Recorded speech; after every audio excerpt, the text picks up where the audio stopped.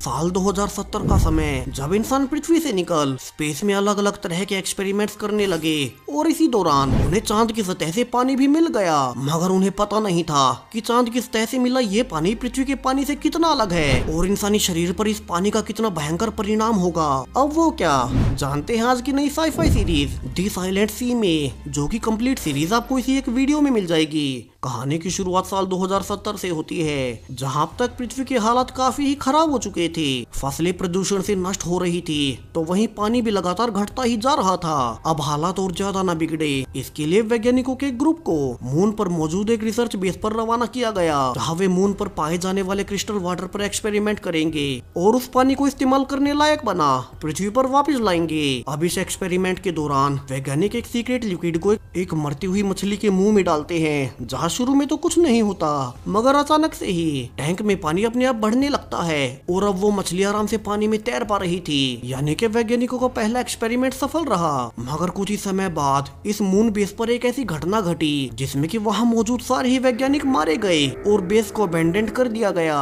अब इस घटना को 5 साल बीत चुके हैं और साल 2075 आ चुका है, जहां वैज्ञानिकों का अनुमान सही साबित हुआ और सिर्फ 5 साल के अंदर पानी की मात्रा पृथ्वी पर खत्म होने की कगार पर है। लोग पानी की कमी से मर रहे हैं, बच्चे अपंग पैदा होने लगे, तो वहीं गरीब लोग प्यास से बचने के लिए गंदा पानी पीने की वजह से वैसे ही बीमार होकर मारे जाने लगे। जहां से वही हुआ जो कि हमेशा से होता आया था। सरकार ने आम जनता को कई ग्रुप्स में बांट दिया और जो लोग अमीर होते उन्हें अच्छी क्वालिटी का और ज्यादा मात्रा में पानी मिलता, तो वहीं जो लोग गरीब थे उन्हें काफी ही कम पानी और वो भी घटिया क्वालिटी का मिलता। बड़ी बड़ी कंपनियों ने पानी को कमर्शियलाइज कर दिया, जिससे कि गरीब लोग तो सिर्फ और सिर्फ पानी के लिए ही काम करने लगे। अब यहाँ से हमें कोरियन स्पेस एजेंसी दिखाई जाती है, जो कि अभी कुछ और वैज्ञानिकों को फिर से उसी मून बेस पर भेजने का प्लान बना रही है, जो कि पिछले 5 सालों से अबेंडेंट पड़ा है। जहाँ इस मिशन को डायरेक्टर क्लोई ऑपरेट कर रही थी, क्योंकि उस बेस पर उनके कुछ ऐसे राज दफन है जो कि वे नहीं चाहते कि किसी को भी उसके बारे में पता चले। अब यहाँ सबको बताया जाता है कि इस मिशन पर टोटल 9 क्रू मेंबर्स को भेजा जाएगा, जिन सभी का लीडर कैप्टन हान होगा। वहीं ये मिशन काफी ही खतरनाक भी है, क्योंकि 5 साल पहले एक हादसे में वहाँ मौजूद 117 वैज्ञानिक मारे गए थे। जहाँ डायरेक्टर सबको झूठ बोलती है कि वहाँ रेडिएशन लीक होने से वो सब हुआ था, मगर उसका कारण कुछ और ही था। अब मून बेस पर रियल में एक्सपेरिमेंट के दौरान हुआ क्या था, ये एक बहुत बड़ा राज है जो कि हमें आगे पता चलेगा। वहीं मीटिंग में बैठी एक डॉक्टर किम अब इन सब पर भरोसा नहीं करती, तो वहीं डायरेक्टर क्लोई चाहती थी कि डॉक्टर किम भी बाकी की टीम के साथ मून बेस पर दोबारा जाए, क्योंकि वो एक कुशल एस्ट्रोबायोलॉजिस्ट है जो कि उनके काफी काम आएगी। अब डॉक्टर किम शुरू में तो वहां जाने से मना कर देती है, क्योंकि उसे पता था कि मून बेस पर कुछ तो अजीब हुआ था, जिसके बारे में स्पेस एजेंसी उन्हें सच नहीं बता रही। और 5 साल पहले उन मरने वाले वैज्ञानिकों में से एक उसकी बहन भी थी। मगर बाद में डॉक्टर किम अपना मन बदल ही लेती है, क्योंकि इससे कम से कम वो फिर से मून पर जा सच्चाई का पता लगा सकती है। वहीं डायरेक्टर क्लोइस के बदले में डॉक्टर किम को लाइफ टाइम के लिए गोल्ड कार्ड भी दे देती है, जिससे कि उसे जीवन भर साफ पानी मिलता रहेगा। अब क्लोई सभी 9 मेंबर्स को उनका मिशन समझाती है कि कैसे उन्हें मून के बेस पर जा वहाँ से उनके रिसर्च किए गए कैप्सूल्स उठाने हैं और वापस से पृथ्वी पर लाने हैं। यहाँ क्लोई उन्हें ये नहीं बताती कि उन कैप्सूल्स के अंदर क्या है, और उन्हें तो सिर्फ इतना बताया जाता है कि ये बड़े ही कीमती हैं और इन्हें काफी ही लो टेम्परेचर पर बरकरार रखते हुए वापस लाना है। तो सभी इस मिशन के लिए तैयार थे,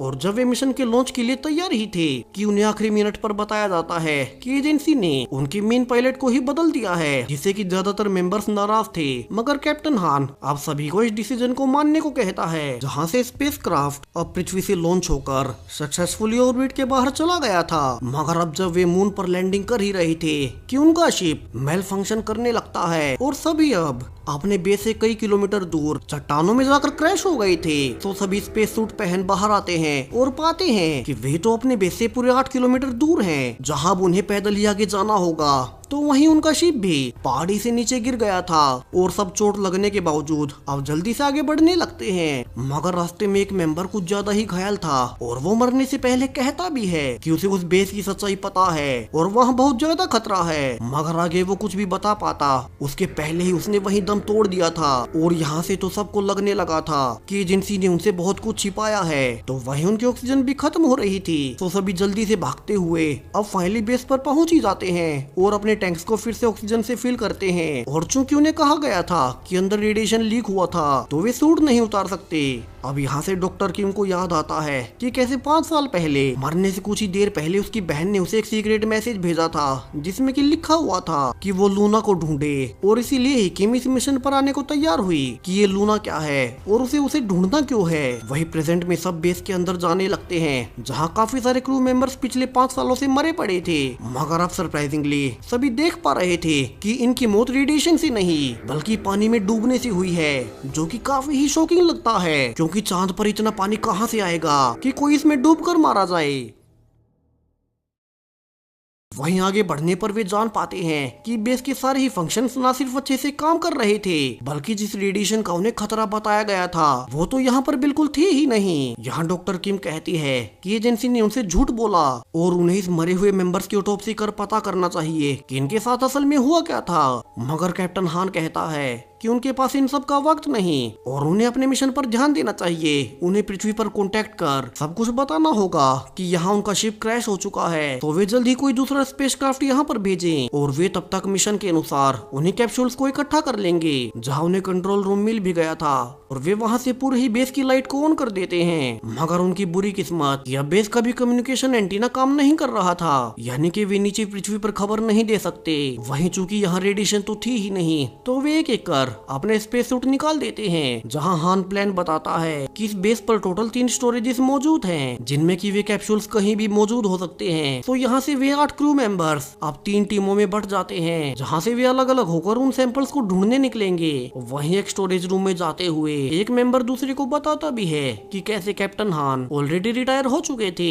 मगर अपनी बेटी को लाइफ टाइम पानी मिले इसके लिए वे इस मिशन पर आए। जहाँ जब वे स्टोरेज का दरवाजा खोलते हैं तो अंदर से उन्हें ढेरों लोगों की बॉडीज मिलती हैं, मानो वे यहाँ से भागने की कोशिश करते हुए मारे गए हों और उन्हें किसी ने निकलने ही ना दिया हो। वहीं हैरानी वाली बात कि वे सभी भी डूबने से ही मारे गए थे। सुहान कहता है कि उन्हें इन सबसे ध्यान हटा सिर्फ अपने मिशन को पूरा करने पर ध्यान देना है। जहाँ से तीनों ही टीमें अपने अपने स्टोरेजेस में पहुंच चुकी थी, मगर अब सरप्राइजिंगली वहाँ तो कोई सैंपल्स थे ही नहीं। वहीं ऐसा लग रहा था मानो किसी और ने पहले से ही उन सैंपल्स को वहाँ से निकाल लिया हो। इससे भी अजीब बात कि क्रू मेंबर्स को बेस में किसी और के होने के सिग्नल्स मिल रहे थे, जो कि बिल्कुल भी नहीं हो सकता, क्योंकि अगर कोई क्रू मेंबर यहाँ अभी तक जिंदा भी होगा तो वो पिछले 5 सालों से बिना खाने और पानी के कैसे जिंदा रहा। वही एक दूसरे मेंबर को एक बॉडी के पास फाइनली एक कैप्सूल पड़ा मिलता है जिन्हें कि वे लेने आए थे, मगर अब जब वे उसे उठा ही रहे थे कि अजीब तरह के काफी सारे नैनो पार्टिकल्स उसकी आंखों के जरिए उसकी बॉडी में एंटर कर जाते हैं। तो वहीं स्टोरेज 3 में भी किम देखती है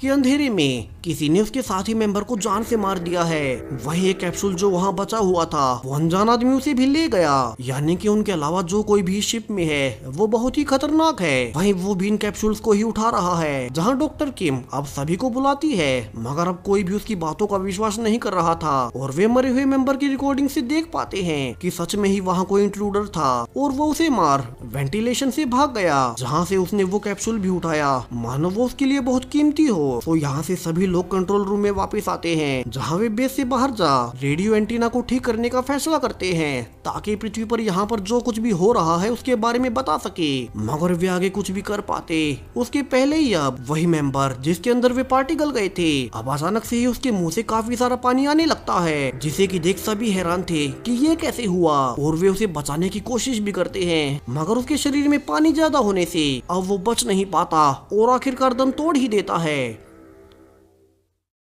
जहाँ वो भी बाकी सब की तरह बॉडी में पानी ज्यादा होने से मारा गया, तो सभी से किसी अनजान वायरस का असर मान पहले सेफ्टी सूट्स पहन लेते हैं और फिर उसकी बॉडी को एक कमरे में बंद कर देते हैं, जिससे कि उस मरे हुए मेंबर का भाई चोंग काफी ही दुखी था। तो कैप्टन हान फाइनली डॉक्टर किम को परमिशन दे ही देता है कि वो बेस के मेडिकल डेटा को एनालाइज कर पता करे कि यहाँ हुआ क्या था, ताकि कम से कम बाकी मेंबर्स की जान ही बच जाए। और डॉक्टर किम इसी में लग जाती है। तो वही हान बाकी सबको उस अनजान आदमी को वेंटिलेशन में ढूंढने को कहता है, जहाँ अंदर जाने पर उन्हें कुछ ड्राइंग्स बनी हुई मिलती हैं और इसका पीछा करते हुए वे एक सीक्रेट कमरे तक जा पहुंचे थे, मगर उसके अंदर जाने के लिए उन्हें कोड चाहिए था जो कि उनके पास था नहीं। सो वे सब वापस से लौट आते हैं, जहां दो इंजीनियर्स उन्हें बताते हैं कि फाइनली उन्हें कम्युनिकेशन चालू करने का तरीका मिल चुका है और उनमें से किसी एक को बाहर जा इस बेस का एंटीना रिबूट करना होगा, जिसके की बाद शायद से वे पृथ्वी से कांटेक्ट कर सकते हैं और मदद बुला सकते हैं। तो कैप्टन हान अब खुद ही बाहर जा उस एंटीना को ठीक करने का फैसला करता है, मगर अब जब वो बाहर गया ही था तो वहाँ का एलिवेटर जो कि मेल फंक्शन कर रहा था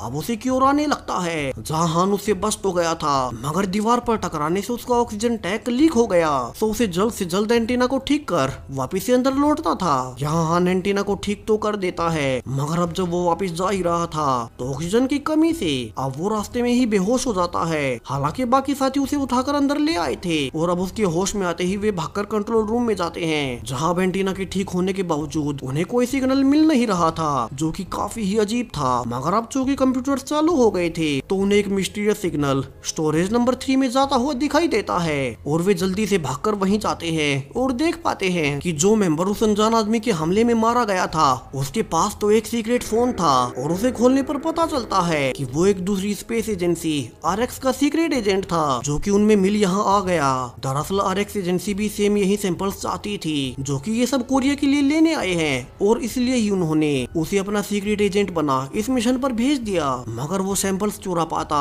इसके पहले ही मारा गया। वहीं अब उन्हें एक अच्छी खबर भी मिलती है, जहाँ इंजीनियर्स ने फाइनली पृथ्वी से कॉन्टेक्ट कर ही लिया था और यहाँ से हान डायरेक्टर क्लोई को सब कुछ बता देता है, जहाँ क्लोई कहती है कि उसे उनके 3 क्रू मेंबर्स के मारे जाने का दुख है। लेकिन हान के मन में बहुत से सवाल थे और वो पूछने लगता है कि उन सबसे झूठ क्यों बोला गया कि यहाँ रेडिएशन फैला था, क्योंकि यहाँ तो कुछ भी नहीं है। वहीं एक दूसरी आरएक्स एजेंसी का एजेंट्स भी ये सैंपल चुराने यहाँ आया था और वो आगे कहता है कि उसे पता है उन सैंपल्स में कुछ तो ऐसा है जो कि एजेंसी उनसे छुपा रही है और अगर वो उन्हें सब कुछ सच नहीं बताएंगे तो वे उनका मिशन बिल्कुल भी पूरा नहीं करेंगे। सो क्लोई यहाँ से अब उसे सारी ही सच्चाई बता देती है और कहती है कि वो अभी ही पृथ्वी से रेस्क्यू शिप उनके लिए भेज रही है और तब तक वे बेस से सारे ही सैंपल्स इकट्ठा कर वापस लाने को तैयार रहें। और हान ऐसा ही करता है। तो वहीं अब तक डॉक्टर किम भी अंदर आकर सबको बताने लगती है कि उसने अपनी रिसर्च में पाया है कि उन सैंपल्स के अंदर कुछ और नहीं बल्कि सिर्फ और सिर्फ पानी है। जहाँ हान कहता है कि उसे क्लोई ने सारी ही सच्चाई बता दी है और यहाँ से वो सभी को 5 साल पहले हुए उस मून मिशन की सच्चाई बताना शुरू करता है। दरअसल 5 साल पहले डॉक्टर किम की बहन उसी ने पहली बार चांद की सतह से कुछ नीचे जमा हुआ पानी ढूंढ निकाला था, मगर ये पानी पृथ्वी के जैसा नहीं था और अगर ये किसी भी लिविंग ऑर्गेनिज्म के कांटेक्ट में आता तो ये अपने आप ही तेजी से बढ़ने लगता। सो एजेंसी ने सोचा कि अगर वे इसके बढ़ने की रफ्तार को कंट्रोल कर लें तो पृथ्वी पर पानी की कमी आसानी से पूरी हो सकती है और वे दुनिया के सबसे बड़े खजाने यानी कि पानी के राजा बन जाएंगे। इसीलिए ही उनकी राइवल एजेंसी भी इन सैंपल्स को पाना चाहती है, क्योंकि उन सैंपल्स में वही एक्सपेरिमेंट वाला मून का पानी है। वहीं 5 साल पहले उसे कंट्रोल करते हुए इसी बेस पर मौजूद सारे ही वैज्ञानिक मारे गए थे। तो स्पेस एजेंसी ने सबसे ये बात छुपा ली। मगर अब जब कहीं भी पानी नहीं बचा तो उन्होंने सोचा कि इस चांद के पानी पर फिर से एक्सपेरिमेंट शुरू करने चाहिए। जहां हान कहता है कि कुछ भी हो उन्हें सैंपल्स इकट्ठा कर अपना मिशन पूरा करना है, क्योंकि पृथ्वी पर उसकी बेटी बहुत बीमार है और डॉक्टर्स ने कहा है कि अगर उसे साफ पानी नहीं मिला तो वो जल्द ही मारी जाएगी और इसलिए ही वो इस मिशन पर आया था। अब यहाँ से हान डॉक्टर किम के साथ उसी सीक्रेट दरवाजे पर जाता है और उसी कोड से जो कि उसे डायरेक्टर क्लोई ने बताया था फाइनली वो उसे खोल ही देता है, जहाँ अंदर पूरी ही बेस की सारी ही डाटा ड्राइव्स मौजूद थी। तो वहीं एक हैच को खोलने पर वे पाते हैं कि वहाँ तो हर और काफी सारे पेड़ पौधे उगे हुए हैं। यहाँ कैप्टन हान सभी मेंबर्स को इकट्ठा कर अब उसी हैच के अंदर देखने जाता है कि वहाँ असल में है क्या, और सिर्फ एक मेंबर E2 बाहर हैच की सुरक्षा के लिए रुक गया था और सभी अंदर जा देखने लगते हैं कि वहाँ काफी सारे स्टोरेज रूम हैं जो कि उन्हीं पेड़ पौधों से भरे पड़े थे और ये सारा ही एरिया उनके मैप में नहीं था, इसलिए ही वे अब तक इसे लोकेट नहीं कर पाए। और फाइनली एक रूम में उन्हें ढेर सारे सैंपल्स मिल भी जाते हैं। वहीं फर्श पर एक सैंपल गिरकर टूट भी गया था और शायद से वो तब किसी बीज के संपर्क में आया होगा और अब तक जितने भी पौधे उन्होंने उगे देखे थे वे सब के सभी से कैप्सूल के पानी से निकले थे। अब यहाँ से ज्यादा वक्त ना लगाते हुए सभी ही क्रू मेंबर्स बड़ी ही सावधानी से इन सैंपल्स को लो टेम्परेचर सूटकेसेस में डालने लगते हैं। जबकि हान नोटिस करता है कि कोई वेंटिलेशन से उन पर नजर रखे हुए हैं। वहीं बाकी सब भी यही नोटिस करते हैं और जब तक कि वे कुछ भी रिएक्ट कर पाते इसके पहले ही वो अनजान आदमी अब उनके एक मेंबर पर अटैक कर उसका हाथ काट डालता है और उससे वो सैंपल छीन लेता है। हालांकि एक दूसरे मेंबर के शूट करने से वो सैंपल वहीं गिर गया था और वो आदमी वहां से भाग जाता है। तो सभी मिलकर अब उसी पर शूट करने लगते हैं और यहाँ से रिवील होता है कि ये कोई बड़ा आदमी नहीं बल्कि एक छोटी सी लड़की थी, मगर उसकी फिजिकल अपीयरेंस काफी ही अलग है, मानो उसके शरीर के अंग जानवरों के जैसे म्यूटेट हुए हों और इसलिए ही वो इतनी तेजी से मूव कर पा रही थी। जहाँ वो बाकी सबको अपनी ओर आते देख अब वहाँ से भागने लगती है। वहीं उसने रास्ते में एक और मेंबर को टक्कर मार दी थी जिससे कि एक कैप्सूल वहीं नीचे गिर टूट जाता है और अब उसका पानी मरे हुए क्रू मेंबर के खून के संपर्क में आते ही अब तेजी से हर सेकंड के साथ मल्टीप्लाई होने लगा था। तो क्रू ने अब तक जितने भी सैंपल्स इकट्ठा किए थे वे उन्हें ही लेकर वहाँ से निकल आते हैं और घायल मेंबर को ले वापिस से कंट्रोल रूम में उसका इलाज करने लगते हैं। और यहाँ से रिवील होता है कि एक और मेंबर रियू के पास भी ऐसा ही एक सीक्रेट फोन था और अब वो मैसेज कर उन्हें बताने लगता है कि उन्होंने कुछ सैंपल्स को स्टोरेज से निकाल लिया है, जहां उसे रिप्लाई में बताया जाता है कि वो बाकी के सभी मेंबर्स को जान से मार सारे ही सैंपल्स को अपने कब्जे में कर ले, जिसके के लिए रियू मान भी गया था। तो वहीं बाकी सब मीटिंग करते हैं कि वो छोटी लड़की कौन थी जो कितनी अजीब थी और वो इतनी तेजी से मूव कैसे कर पा रही थी। जहाँ डॉक्टर किम कहती है कि उसे लगता है वो उनसे उस मून वाले वोटर को पाना चाहती थी क्योंकि हर बार वो पानी को लेने आती है। सुहान यहाँ से अब डायरेक्टर क्लोई को सैंपल्स दिखा बताता है कि वे कुछ सैंपल्स ले आए हैं, मगर यहाँ एक छोटी लड़की छुपी हुई है जो कि उन पर अटैक कर उनके साथियों को मार रही है। सो क्लोई कहती है कि वे उस छोटी लड़की को पकड़ उसे जान से मार दें और जितने भी सैंपल्स उन्हें मिले हैं उनके साथ वापस आने को तैयार रहें। और रेस्क्यू शिप पृथ्वी से निकल चुका है और अब फोन काटते ही रिवील होता है कि क्लोई तो उस लड़की को अच्छे से जानती थी और उसके साथ उसका एक फोटो भी है। तो वहीं हान अपने साथियों के साथ अब शिप में जा उस लड़की को मारने निकल पड़ा था, जहाँ वो पाता है कि इस लड़की को पूरे ही बेस का पता है और इसलिए ही वो हर जगह काफी आसानी से जा पाती है। तो वहीं डॉक्टर किम डेटा को चेक करने पर पाती है कि इसे तो ऑलरेडी किसी ने डिलीट कर दिया है और वो वापस से कंट्रोल रूम में जाने लगती है, मगर वहाँ रियू सभी से छुप उन सैंपल्स को चुरा रहा था। सो किम उसे देख पूछने लगती है कि वो ये सब कर क्यों रहा है, जहाँ रियू जल्दबाजी में बहाना भी बनाता है कि वो तो बस उन्हें ऐसे ही देख रहा था। मगर किम समझ चुकी थी कि कुछ तो गड़बड़ जरूर से है, मगर वो कुछ भी कर पाती उसके पहले ही वहाँ अब वही लड़की फिर से आ जाती है और रियू उस पर गोलियां चलाने लगता है, मगर इस बार भी वो तेज स्पीड से गोलियों से बचने लगती है। मगर अब तक बाकी सब ने उसे चारों ओर से घेर लिया था, जहाँ डॉक्टर किम को पता था कि वो तो बस उन कैप्सूल्स के पानी के लिए यहाँ आई है और वो उसे कैप्सूल्स दिखा शांत करती है ताकि वो किसी और को चोट ना पहुँचाए। मगर जैसे ही उस लड़की ने वो सैंपल लिया ही था कि पीछे से रियू अब मना करने के बावजूद उसे गोली मार ही देता है और वो बोतल टूटने के साथ अब वो लड़की वहीं गिर गई थी, जहाँ किम देख पाती है कि उस लड़की के कुछ अंग मछलियों के गिल जैसे हैं, मगर वो आगे कुछ भी कर पाती इसके पहले ही वो वहाँ से भाग जाती है। यहाँ किम सभी सैंपल्स को सिक्योर कर अब सबको बताती है कि उस लड़की को पानी से कुछ नहीं हुआ, यानी कि शायद से उसका शरीर इस पानी से म्यूटेट हो चुका है। वहीं नीचे से हान को बताया जाता है कि कैसे अब लोग सरकारी पानी पर अटैक कर उसे लूट रहे हैं और दुनिया भर में दंगे छिड़ चुके हैं, सो उन्हें जल्दी करना होगा। तो वहीं रियू को भी फिर से फोन आता है और बताया जाता है कि वो सभी क्रू मेंबर्स को मार सैंपल्स को अपने कब्जे में ले। तो रियू ऐसा ही करता है, जहाँ की ईटो जो कि घायल था अब रियू को भागते हुए देख लेता है और उसे रोकने भागता है, मगर रियू उसे भी गोली से जान से मार अब वहाँ से निकल गया था। तो वहीं हान अब सभी को बताता है कि अगर वे उस लड़की को पकड़ लें तो इससे उन्हें अपनी इस म्यूटेशन का पता चल सकता है। तो प्लान के अनुसार डॉक्टर किम जानबूझकर उसी कैप्सूल के साथ एक हॉलवे में खड़ी होती है और जैसा कि होना ही था अब वही लड़की पानी के लिए वहां फिर से आती है और सभी दरवाजों को टाइम से बंद कर उसे घेर भी लेते हैं। जहां इसी बीच किम के उसके ज्यादा पास होने से अब उस लड़की ने किम को काट भी लिया था, मगर किम देख पाती है कि उस लड़की की गर्दन पर लूना नाम लिखा हुआ है और वो समझ जाती है किसी को बचाने के लिए उसकी बहन ने मरने से पहले उसे मैसेज भेजा था। वहीं हान उसे बेहोश कर देता है और किम उस लड़की को संभालने लगती है कि कहीं उसे कुछ हो न जाए। तो वहीं अब तक रियू सैंपल्स को ले सभी को मारने के लिए सभी गेट गेट्स को बंद करने लगता है, जिसका की फायदा उठा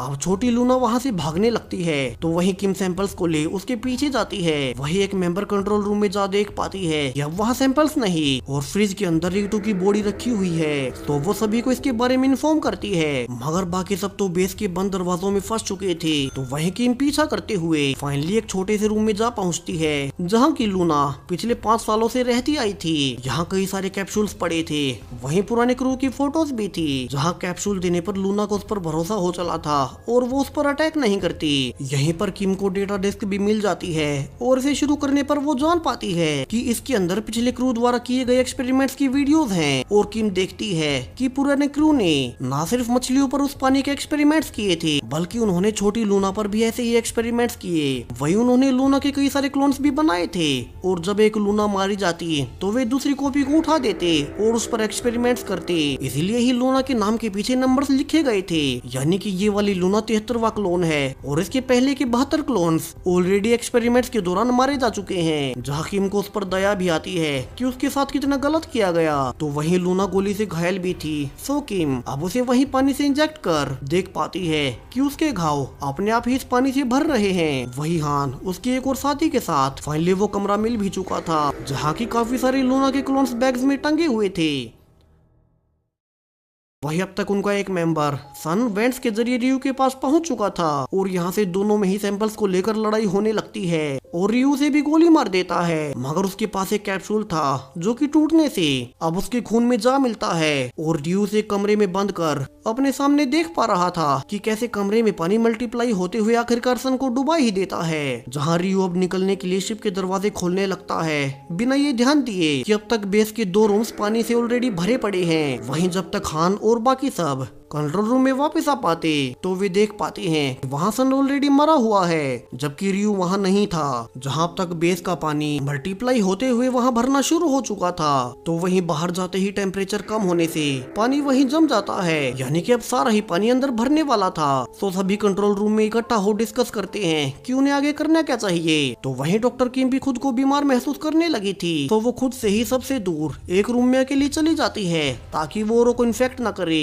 और अब उसके अंदर से भी पानी बढ़ते हुए निकलने लगता है कि सरप्राइजिंगली अब वो जिंदा बच गई थी। और हान उसे बताता है कि चूंकि पहले नन्ही लूना ने उसे काट लिया था तो इसी कारण से शायद से वो भी म्यूटेट हो गई और इसलिए ही वो मारी नहीं गई। तो वहीं पृथ्वी से हान को बताया जाता है कि उनके रेस्क्यू शिप को पता चला है कि उनके बेस पर एक और दूसरा अमेरिकन शिप भी आ रहा है। और यहाँ से सब समझ जाते हैं कि रियू ने दरअसल अमेरिकन एजेंसी के लिए ही वो सब सैंपल्स चुराए थे और वो अमेरिकन शिप रियू को ही सैंपल्स के साथ लेने आ रहे हैं। जहाँ किम कहती है कि उन्हें ये चांद का पानी पृथ्वी पर नहीं ले जाना चाहिए, क्योंकि अगर ये वहाँ जाकर मल्टीप्लाई हुआ तो सब कुछ तबाह कर देगा। वहीं वे लूना के ऊपर भी एक्सपेरिमेंट्स करेंगे, जहाँ डायरेक्टर क्लोई उनकी एक नहीं मानने वाली। तो वहीं हान को भी लूना को देख अपनी बेटी याद आती है और वो उसे बचाने का फैसला करता है और सभी लूना के साथ बेस में पानी भरने से पहले बाहर निकलने भागते हैं। मगर अब जब वे आखिरी रूम में पहुंचे ही थे कि उनके सामने रियू गन पॉइंट करते हुए खड़ा हुआ था, जहां वो अपना पास्ट याद करता है कि कैसे 5 साल पहले उसी ने बाकी क्रू मेंबर्स को बेस छोड़ने से रोका था, क्योंकि फिर सबको सरकार की सच्चाई पता चल जाती और अब भी उसे सेम वही करना पड़ रहा है। सो उसे ऐसे डिस्ट्रैक्टेड देख अब हान उसे गोली मार देता है और उसे सैंपल्स को छीन अब सभी वहाँ से आगे भागने लगते हैं, जहाँ से उन्हें सूट पहन बाहर निकलना था, क्योंकि अंदर तो पानी लगातार बढ़ रहा है। वहीं जब वे गेट्स खोल भी रहे थे तो वे देख पाते हैं कि छोटी लूना तो बिना सूट ही बाहर चली गई है। वहीं अंदर अब तक काफी सारा पानी भर चुका था, तो वे सभी बाहर भागने लगते हैं, जहां वे देख पाते हैं कि छोटी लूना पृथ्वी की ओर देख रही है। वहीं पिछले 5 सालों में वो म्यूटेट हो अब चांद के वातावरण के अनुसार ढल चुकी है, अब उसे ऑक्सीजन की जरूरत ही नहीं। तो वहीं भागते हुए हान पानी के संपर्क में आ गया था और अब वो ये कहकर कि वे पृथ्वी पर उसकी बेटी को बचा ले, अब हान भी वहीं दम तोड़ देता है, जहां ऊपर उनका रेस्क्यू शिप भी आ चुका था, जहां वे लूना को अकेले ही मून पर छोड़ अब बाकी सैंपल्स के साथ पृथ्वी पर जाने का फैसला करते हैं। और इसी के साथ अब ये पूरी ही सीरीज यहीं खत्म हो जाती है। तो ये सीरीज आपको कैसी लगी कमेंट्स में जरूर से बताएं, साथ ही चैनल को सब्सक्राइब करें और भी ऐसी ही साइंस फिक्शन सीरीज के लिए। Thank you.